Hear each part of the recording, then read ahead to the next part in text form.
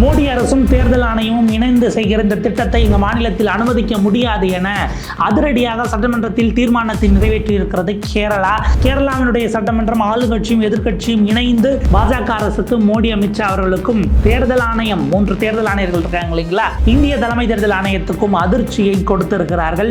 எப்படியாவது அடுத்த ஆண்டு தேர்தலுக்குள் கேரளா, தமிழ்நாடு, அதே போல அஸ்ஸாம், மேற்கு வங்கம் மற்றும் புதுச்சேரியில பாஜகவும் தேர்தல் ஆணையமும் செயல்படுத்த விரும்புகிற திட்டத்தை நடத்த விட மாட்டோம் என்று ஒரு மாநிலம் எதிர்த்திருக்கிறது. இதே வழியில் மம்தா பானர்ஜியும் ஸ்டாலினும் இறங்க போகிறார்களா? என்ன தீர்மானம் நிறைவேற்றப்பட்டிருக்கிறது? எதற்காக அடுத்தடுத்த எதிர்ப்புகள் எதிர்க்கட்சிகள் முன்வைக்கிறார்கள் என்கிற விஷயங்கள் இதனுடைய பின்னணியை விரிவாக அலசுகிறது இந்த தமிழ் குரலின் எக்ஸ்க்ளூசிவ் செய்தி தொகுப்பு. மோடியும் தேர்தல் ஆணையமும் இணைந்து மிகப்பெரிய அளவுக்கு தேர்தல் முறைகேடுகளில் ஈடுபட்டிருக்கிறார்கள். ராகுல் காந்தி அவர்கள் 2 உதாரணங்கள் 2 பத்திரிகையாளர் சந்திப்புகளில் வெளிப்படுத்தினார். அதில் இடமா நம்ம பார்க்க வேண்டியது மகாதேவ்புரா தொடர்பான விஷயங்கள். எப்படி அவங்களால இருக்கிறவங்களை எக்ஸ்ட்ரா சேர்த்து போலி வாக்காளர்களை சேர்த்து ஜெயிக்க முடியும்னு காட்டினார். அதே போல் நீக்கி எப்படி ஜெயிக்க முடியும் அப்படிங்கிறதுக்கு ஆலண்டு கான்ஸ்டிடுவன்சியும் மகாராஷ்டிராவில் மற்றும் ஒரு கான்ஸ்டிடுவன்சியும் அவர் கொண்டு வந்தார். ஒரு ஹைட்ரஜன் பாம் இன்னமும் மிச்சம் இருக்குங்கிறாங்க. ஹைட்ரஜனுக்கு பிறகு ஒரு புளுட்டோனியம் பாம் வரப்போகிறது என்று காங்கிரசினுடைய ஒர்க்கிங் கமிட்டி அறிவித்திருக்கிறது. இதற்கிடையில் பீகாரில் எஸ்ஐஆரை வெற்றிகரமாக நடத்தி முடித்திருக்கிறார்கள். ஏறத்தாழ 47 லட்சம் வாக்குகள் நீக்கப்பட்டிருக்கிறது ஃபைனல் டிராஃப்டில். இதை எதிர்த்து போடப்பட்ட வழக்கில் 8ஆம் தேதி வருகிற 8ஆம் தேதி உச்சநீதிமன்றத்தில் இறுதி விசாரணை. உச்சநீதிமன்றம் என்ன சொல்ல போகிறது அப்படிங்கிறதும் அதனுடைய தீர்ப்பு எப்படி டைரக்ஷன்ஸ் போகுதுங்கிறத பொறுத்து தான் அந்த 47 லட்சம் பேர் உள்ளபடியே அவங்களுடைய வாக்குகள் நீக்கப்பட்டது சரியா தவறாங்கிறதுக்குள்ள போகும். இது சட்ட ரீதியிலாக. அரசியல் ரீதியிலாக இன்றைக்கு பீகார் நடத்தியதை நாளைக்கு கேரளா, தமிழ்நாடு, மேற்கு வங்கம் இந்த 3 எதிர்க்கட்சிகளுடைய மாநிலம் 2026 தேர்தலுக்கு போறாங்க. இங்க கை வைக்கிறது தான் அவங்களுடைய நோக்கமாக இருக்கிறது. அசாம்ல ஏற்கனவே ஹிமந்த பிஸ்வாஸே பல பேரை நீக்கி ஸ்டேட்டை விட்டு வெளியில தள்ளிக்கிட்டு இருக்காரு. அது தனி விவாதம். பாண்டிச்சேரி அது கம்ப்ளீட்டா வேற. ஸோ இது 2 தாண்டி இப்போ இதற்கு கேரளா மாநிலத்தினுடைய குரலாக எதிர்ப்பை பதிவு செய்கிறார்கள். நம்ம பார்க்குறோம் இந்த ஸ்க்ரால் ரிப்போர்ட்டாக இருக்கக்கூடிய செய்தியை பார்க்குறோம். Kerala assembly passes unanimous resolution opposing voter roll revision என்கிற செய்தியை பார்க்கிறோம். இந்த ஒயரில் அது குறித்த செய்தி with opposition support Kerala assembly passes unanimous resolution against SIR in the state என்கிற செய்தியும் வெளியாகி இருக்கிறது. ஆளுங்கட்சியும் எதிர்க்கட்சியும் இணைந்து நீங்கள் தமிழ்நாடு எடுத்துக்கிட்டால் திமுகவும் அதிமுகவும் இணைந்து அப்படிங்கிற மாதிரி அங்கே ஆளுங்கட்சியும் எதிர்க்கட்சியுமாக சிபிஐஎம் மார்க்சிஸ்ட் கம்யூனிஸ்ட் கட்சியும் அதே போல் காங்கிரஸ் கட்சியும் இணைந்து இந்த மசோதாவை ஏகமனதாக எடுத்து நகர்த்தி இருக்கிறார்கள் அப்படிங்கிறத பார்க்க வேண்டியிருக்கிறது. மாநிலத்தினுடைய முதலமைச்சர் திரு பினராயி விஜயன் அவர்கள் தான் அதை கொண்டு வராங்க. யூடிஎஃப், எல்டிஎஃப் 2 பேரும் இணைந்து அதை ஆதரித்திருக்கிறார்கள் என்பது பார்க்க வேண்டியிருக்கிறது. நேரடியாக தேர்தல் ஆணையத்துக்கான கண்டனம் என்பதோடு அந்த ரெசல்யூஷன் நகர்கிறது.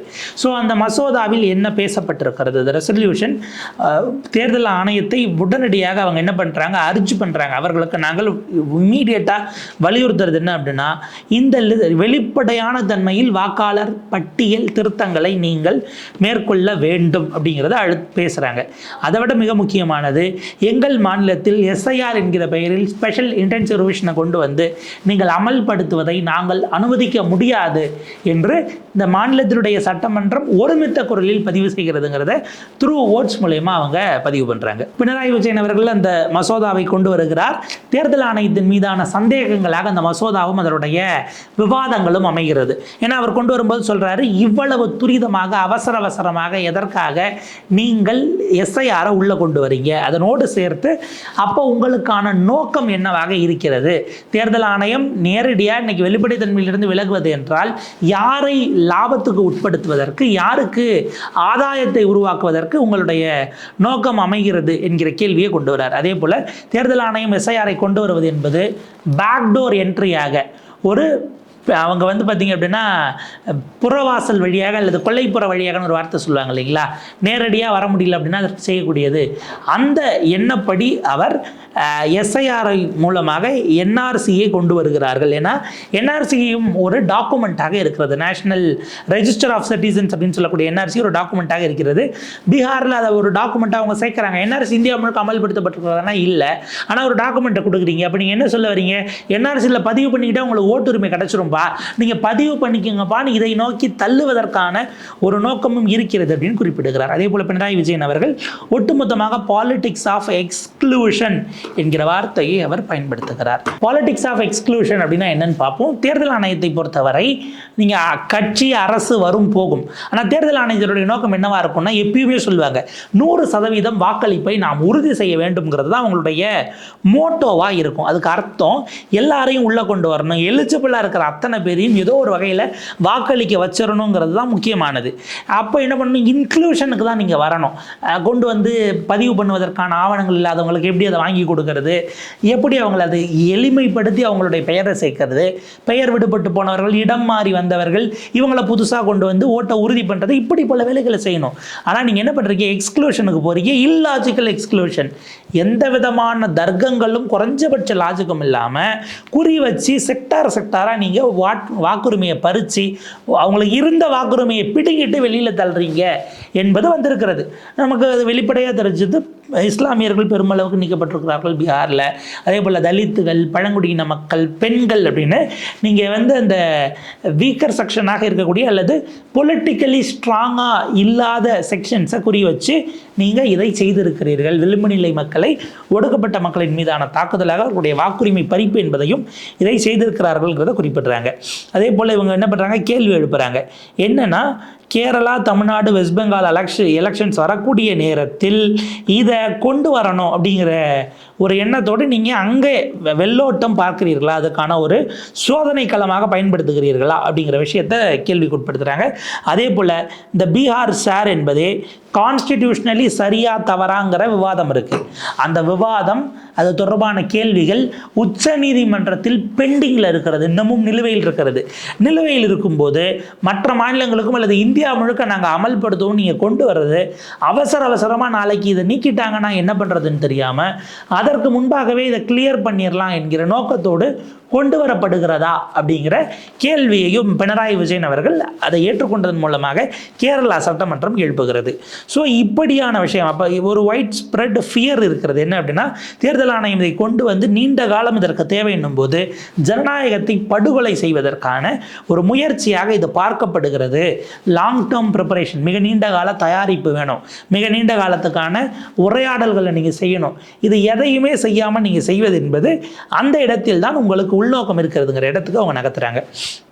வெகு விரைவில் கேரளாவில் லோக்கல் பாடி எலெக்ஷன்ஸ் இருக்கிறது. அதற்கு பிறகு அசம்பிளி எலெக்ஷன்ஸ் உடனடியாக நடக்கக்கூடிய நேரத்தில் எஸ்ஐஆருங்கிற பெயரில் இவர்கள் இதை கொண்டு வருவது என்பது ஏற்கத்தக்கது அல்ல என கேரளா சட்டமன்றம் இதை வன்மையாக கண்டிக்கிறது அப்படின்னும் பதிவு செய்கிறாங்க. கடந்த காலத்தில் 2002 எஸ்ஐஆர் செய்யப்படுகிறது. While thorough revision of the voter list வந்து செய்திருந்தாலும் it is unscientific that SIR is to be conducted based on 2002 என்கிறத அவர் பதிவு பண்ணுறாரு. இதுதான் ரொம்ப முக்கியமானது. 2002 நீங்கள் ஒன்று நடத்திட்டு இப்போ 23 வருஷம் கழித்து 2002 லிஸ்ட்டே எடுத்துக்கிட்டு அதுக்கு பிறகு சேர்ந்தவர்கள் எல்லாம் அதை நாங்கள் செக் பண்ணுவோங்கிற இடம் வருது இல்லையா, அதுவே ரொம்ப அபாயகரமானதாக இருப்பதாக அவர் குறிப்பிடுகிறார். 1987 பிறந்தவர்கள் அவங்க வந்து பார்த்தீங்க அப்படின்னா அப்பா அம்மாவோட சிட்டிசன்ஷிப் சர்டிஃபிகேட்டை கொடுக்கணுங்கிறதே மிக மிக அபாயகரமான ஜனநாயகத்தின் மீதான தாக்குதலாகத்தான் நாங்கள் பார்க்க முடியும். எஸ்ஐஆரில் இதை ஒரு கண்டிஷனாக போட்டது ஏற்கத்தக்கது அல்ல என்பது கேரளா முதலமைச்சருடைய கடுமையான விஷயமாக இருக்கிறது. அடுத்து வந்து பார்த்தீங்கன்னா பலரும் சஜஷன்ஸை கொடுக்குறாங்க. சில மெம்பர்கள், உறுப்பினர்கள் கொடுத்த பிறகு ஸ்பீக்கர் ஏஎன் ஷம்சீர் அவர்கள் அதற்கு பிறகு அசம்பிளியில் அதை வாக்கெடுப்புக்கு விடுகிறார்.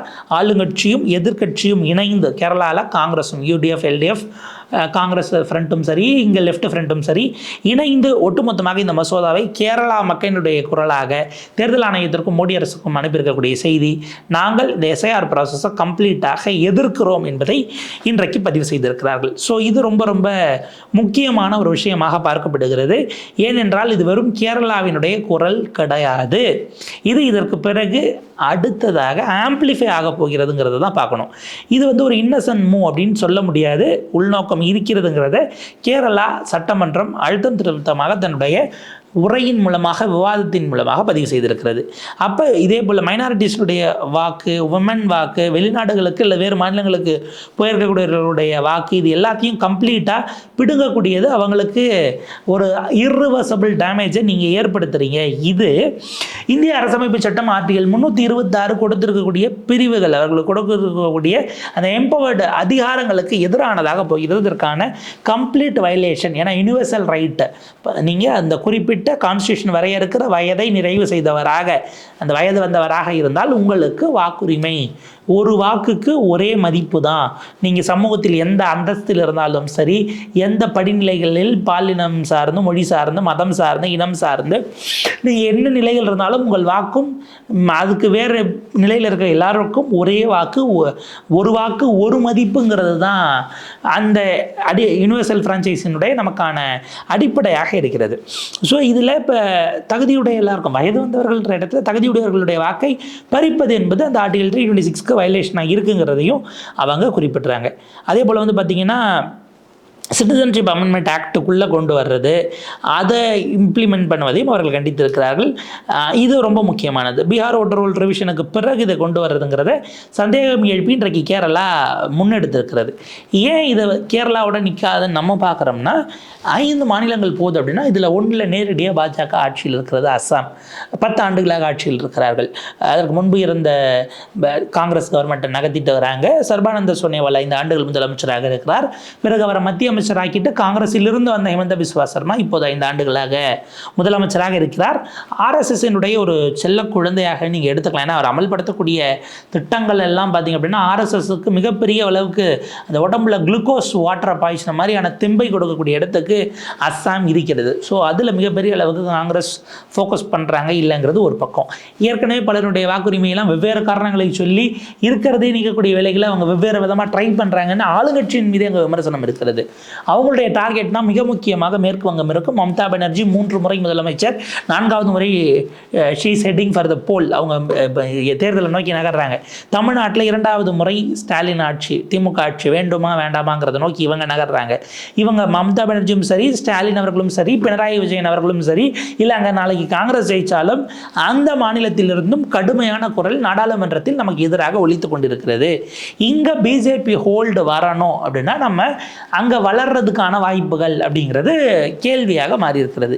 இந்த சூழலில் தான் தேர்தல் ஆணையத்தின் மூலமாக இவங்க சொல்லக்கூடிய அந்த பேக்டோர் என்ட்ரிஸின் மூலமாக இதை நகர்த்துவதற்கு பாஜக குறிவைத்திருக்கிறதோன்னு பார்க்க வேண்டியிருக்கு. இன்னொன்று அவங்க கூட்டணி கட்சி ஆட்சி என்ஆர் காங்கிரஸ் இருக்கிறது. பட் என்ஆர் காங்கிரஸ் அவர் ரங்கசாமி அவர்களின் மீது இப்போ மிகப்பெரிய அதிருப்தியில் பாஜக இருக்கிறது. அவர் தாவேகாவோட நல்ல ரேப்போவில் இருந்தாருனாங்க. இப்போ அவருக்கு ரேப்போட்டை உருவாக்கி கொண்டிருந்த பொதுச் செயலாளர், அக்கட்சியின் தாவேகா பொதுச் செயலாளர் அவர் இப்போ தலைமறைவாக இருக்கிறாரு. அது வழக்கு ஒரு பக்கம் தனியாக போயிட்டுருக்கு. அப்புறம் ஒரு வேளை ஜாமீன் கிடைக்கலாம், உள்ளே போகலாம் வரலாம், அது தனியாகிடுது.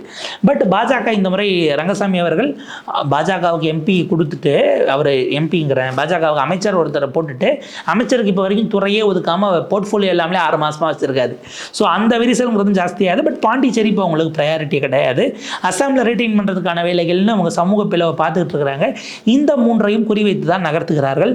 இப்போ கேரளாவினுடைய இதன் வரிசையில் இப்போ தமிழ்நாடு சட்டமன்றம் கூட போகிறது. மம்தா பானர்ஜி அவர்கள் அங்கே எதுவும் ஸ்பெஷல் செஷனை கூட்டுவாங்க. நிச்சயமாக தமிழ்நாடும் கேரளாவும் இந்த வரிசையில் சேருவதற்கான வாய்ப்பு இருக்கிறது. இதற்கிடையில் உச்சநீதிமன்றம் தீர்ப்பும் வரும்போது இது அடுத்த கட்டத்தை நோக்கி இந்த எஸ்ஐஆர் தொடர்பான விவகாரங்கள் நகரப்போகிறதுன்னு தான் நம்ம பார்க்க வேண்டி இருக்கிறது. ஸோ மிக முக்கியமான ஒரு காலகட்டத்தில் இந்தியாவினுடைய ஜனநாயகம் என்பது நின்று கொண்டிருக்கிறது. தேர்தல் ஆணையம் அதனுடைய வெளிப்படைத்தன்மையின்மைங்கிறது ஒரு பெரும் சிக்கல் அப்படின்னா அதை இந்தியா முழுக்க அவர்கள் விஸ்தீர்ணம் செய்ய போகிறார்கள் பீகார் மாடலை அப்படின்னும் போது இதை எதிர்க்கக்கூடிய இடத்திற்கு, கடுமையாக காத்திரமாக எதிர்க்கக்கூடிய இடத்திற்கு எதிர்க்கட்சிகள் தள்ளப்பட்டிருக்கிறார்கள். எப்படி முடிவெடுக்கிறாங்க, ஒருங்கிணைஞ்சு ஒரு ஃப்ரண்ட்டை ஃபார்ம் பண்ணுறாங்களா, எஸ்ஐஆர் தொடர்பான விஷயங்கள் எப்படி அம்பலப்படுத்த போகிறாங்க, சட்ட ரீதியாக அதை எப்படி நிறுவ போகிறாங்க அப்படிங்கிற முக்கியமான தருணங்கள் அடுத்தடுத்து வரப்போகிறது. இப்படி வரும்போது அதனுடைய விஷயங்களை விரிவாக நம்ம பார்க்கலாம். தொடர்ந்து இணைந்திருங்கள் தமிழ் குரலோடு.